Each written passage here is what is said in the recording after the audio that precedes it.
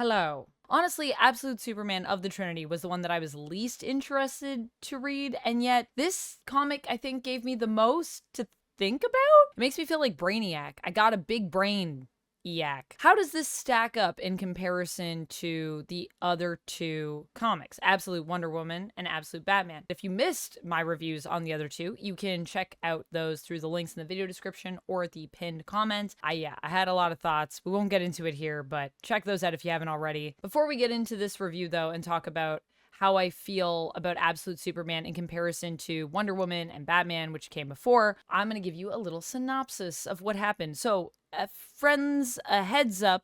Spoiler warnings ahead. The Trinity is all here. We've got the Trinity gathered.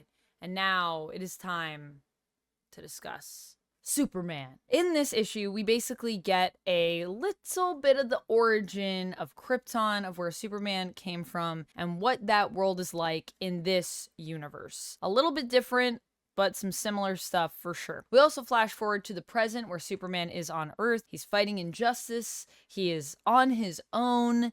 And in the end, he ends up getting apprehended by the Lazarus Corp, namely taken in by Lois Lane. Or should I say Agent Lane? I like the look too. I like the short hair. Looking good, Lois. And then, of course, at the end, we get this little Brainiac teaser. Brainiac seems very interested in Soups here, in Kal-El. So we shall see where that goes. That's basically what's happening in this issue. You know, downfall of Krypton, Superman starting out on Earth. These are the things that we're talking about here. I think for some people, this felt very samey. And I can kind of see the reasons for some of that. But I also feel like there's a lot here that's actually really different. So I think it's a little bit more nuanced, though, some of these differences. So let's get into that. And I want to start off talking about Krypton. So the thing that I really love about Krypton here that I think is so cool and so different is that we actually kind of seem to be seeing a marriage of science and religion on Krypton, where we have this science sort of council, these clerics that are governing everything. And the clerics, the design for them makes them literally look almost like their priest clothes. They have their sun symbol on their chest. And it makes us, of course, wonder, ooh, the symbols on the chest. So I wonder what the S is going to be about here. In fact, this was really cool because they made the symbols representative of class here, which I think is just so different. So the S is more representative of the working station of Kal-El's family. They are all working class folks, which is different because we're used to them being these super well-regarded, high-up scientists on Krypton. So what's that about? We're going to get into that. The whole idea of the downfall of Krypton being in Krypton's own hubris in a different way, with the sense of this almost fanatical science that we have here, with the idea that the people that are ruling the planet are so blind to the fact that anything could be wrong. If you say there are some problems that we should maybe look at as a scientist, their response is to say, well, now you're never going to get to be a scientist. You're out. We don't want to hear about this. We only want to hear what we like. You have to say the things we want. Otherwise, it's not going to work out for you. And that is, of course, what happened to Laura-El and Jor-El, Cal's parents. I think this is a really interesting version of that tale. I think it will be anyways. I think we're going to be getting a lot more about the fall of Krypton and the whole story of how we got there. This is just a taste of that. This is just a primer. And I'm really interested because I think this story could be one of the best versions that we've ever had in an Elseworld anywhere really, because it's an interesting story. And I just feel like sometimes it can feel kind of, I don't want to say fully random because I don't think it's always been random, but it doesn't feel as well thought out as this does, is what I would say. I think there's going to be a lot of reasons why Krypton ultimately came to an end, and there's a lot of steps that we have to get to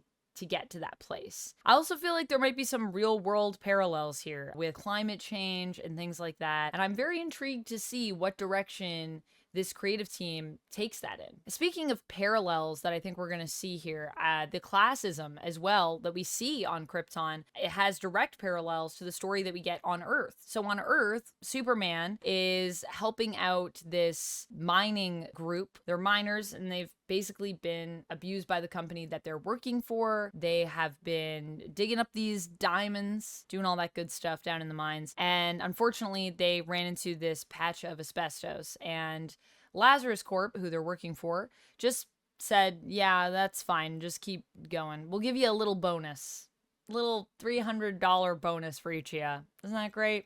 We made $200 million on these diamonds last year. Here's a little $300 bonus for each of you. So, of course, it's super messed up, and Superman intervenes here and goes down, grabs all the diamonds, presses them all together, makes all the diamonds for them so they can just bring them up and they don't have to get sick. And this is something that it's implied in the story that he's been going around and doing for other people, and it's really meaningful in this instance because his dad, Jor-El, we find out on Krypton, was a miner, first of all. It's also, he is literally a Superman of the people. The other thing that I think is interesting about that, actually, is the fact that it feels like we actually kind of took the Kents and combined them with the L's in a way, because these are working class folks, like how the Kents work their farm. We have Laura-El seems to be kind of a mechanic, and Jor-El seems to be a miner, so I just thought that that was a really cool approach. But at the same time, his parents are still really intelligent because they were on the path to become some of the most brilliant scientists. It was just that they brought up issues that they saw about what was going on Krypton, and, you know, the clerics didn't like that. They said, no, no, no, you can't bring up problems because this is religious science. At the core, though, Superman here is still representative of what this character has been through all of time. He is representative of hope, of justice, of truth. We see all of those core ideals in who this character is. But he's a bit of a different vibe. You know, I'm used to Superman having a family, having people on Earth, feeling like he is a person of Earth. And this is Superman who is very alien. He is not of Earth. He literally drifts around alone. The only thing he has to keep him company is his suit, Soul. And he's this lonely, quiet guy. And I think that that is a different vibe for Superman that I think is interesting. To see him being so alien, to see him on Earth and it's really not his home.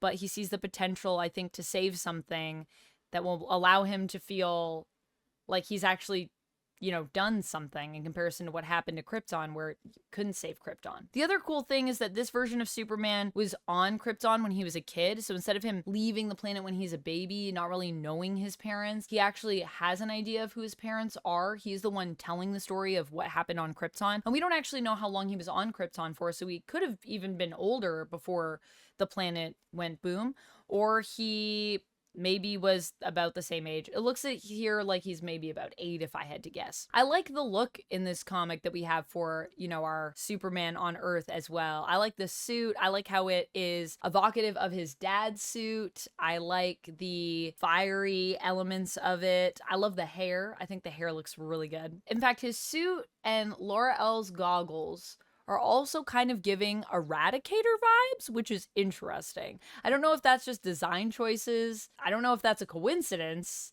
or if that's supposed to mean something.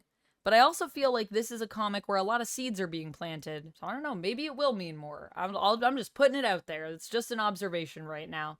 Just an observation. Do with it what you will. The other interesting thing that we have in the modern day with Superman and some stuff that's different is that Lois, Agent Lane, is opposing him. In fact, the next issue is going to be Superman versus Lois Lane, I think is actually what it's called. That's crazy to me. Opposing each other as opposed to working together. Will there still be a romance? I think there'll still be a romance, but I think it's going to be a very different journey as to how we get there.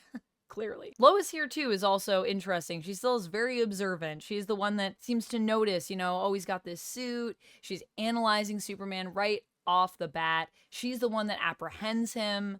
She's still tied to him in this way. And I think that's really interesting. And she still seems smart and, you know, inquisitive. And I'm wondering if Superman is going to be the one to wake her up, because Lazarus Corp clearly sounds terrible. This company, this corporation does not sound good.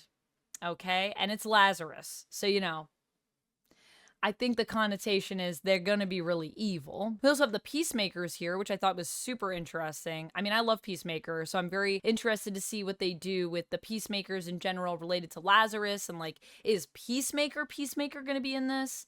Will Chris be in this? I don't know. But I hope so. There's just a lot of pieces here that make me really interested to see where we're going next. Now, ultimately, how do I feel about it? I mean, this issue did not make me cry. I do think ultimately it is the weakest just because it didn't have the same oomph that we had with Absolute Batman issue number 1. Definitely didn't have that connection that I have to Absolute Wonder Woman, but I knew that was probably going to be my favorite, and it was. However, I would like to say that even though I do think this is the weakest of the 3, I still think this is a really good issue. I still think it's really solid. I still think it's something that you should read. I think you should especially read it if you are a fan of slow burn style pacing in a story, where we have this kind of we're building everything, and then there's a big ramp up. I think that's where we're maybe heading with this one. If you like stories where they're planting a lot of seeds, and so you can come back around to issue 1 later and revisit it and go, oh wow, look at all of the cool pieces that we were putting into play here, and maybe little things that we didn't even notice that were super important. It gives me that vibe. And this is also Jason Aaron, so I mean, you know, that is where I think we're headed with it. And I think what is happening a little bit when I'm looking at what people are saying about this issue is that I think some of the criticisms that people have are that this issue 1 just isn't as much of a banger. And while there is obviously valid criticism there, and I even have that criticism, I think it is important to keep in mind that not all stories are going to have the same pacing, and that's okay. And that's okay. And I think that this might be the one that everyone overlooks. And then later in the game, though, it's going to be really solid. So I think maybe by the time we get to issue 5 or issue 10, if you aren't reading this, you might want to check back in and just see like what people are saying about it, because you might want to jump back into it. Or, you know, if you do like a slow burn and you know that, I would say make sure you're reading this one now so that you can be on the ground floor of when everyone else realizes this is amazing. Because I do think this is still going to be a really great story. I have still a lot of confidence in it. And although it didn't make me cry, it made me think. It made me think about stuff. And I'm still very interested in reading issue 2 and seeing where we go next with it. And seeing if it pulls me in more or how I feel after that next issue. So it's not, you know, oh my gosh, I can't wait for issue 2. But it is, I'm intrigued and I'm interested in issue 2 and to see where we go. So that's kind of my thoughts on it. I do want to also just say, you know, it's important to remember that comics are a serial medium, which means we get these stories in little pieces. So even though we are reviewing single issues here, and I talk about that on the channel, I just want to say, especially with something like this, it's important to keep in mind this is just chapter 1 of a larger story. And I'm very interested to see when we kind of get further in, sort of reviewing all of it as a piece, how we'll feel about it. And how we'll feel about this issue 1 even in the future, when we have more context for everything. And when more of these seeds have grown into beautiful Kryptonian, I don't know, gem trees? I don't know. What were they harvesting on that farm? Gems? What did they harvest on Krypton? I don't know. Definitely not gas, because that's bad. That makes your face melt, as we saw in this issue. Ugh. I'm not sure about Brainiac. I feel like Brainiac does kind of feel pretty samey, but what's going on in those jars with the red, purple, green stuff? And people didn't seem to be having a good time in the mini cities that he's captured. It looks awful. So I think Brainiac's maybe going to be more terrifying in this. Overall, I think I would give this issue a 4 out of 5. It's really good. I still really like it. But yeah, it doesn't have the same oomph. It doesn't have the same emotional connection for me, which, you know, I like having an emotional connection. So, but I still think it's very solid. The art is great. The story is good. Like, I think it's going to be cool to continue with. So overall, that's how I'm feeling about this one. And I cannot wait to see where we go next with all of these, honestly. I can't wait to see the new ones that are coming. Martian Manhunter. Oh, what are you guys doing to me? I'm going to be reading. There's too many comics to buy. This is a problem. I want to read everything, and I only have so much time in a day. If I just read all day, every day, it wouldn't be enough, honestly. Well, friends, that's it for me on this one. Thank you so much for watching. Let me know your thoughts on this down in the comments below. Are you loving it? Are you hating it? Are you like me and you're like, it's good, but there's some things that I would like to see improvement on? That's also fine too. You know, we can be medium. That's fine. Is it just meh? Let me know. Thank you so much for watching. I'll see you next time. Until then, friends, as always, stay nerdy.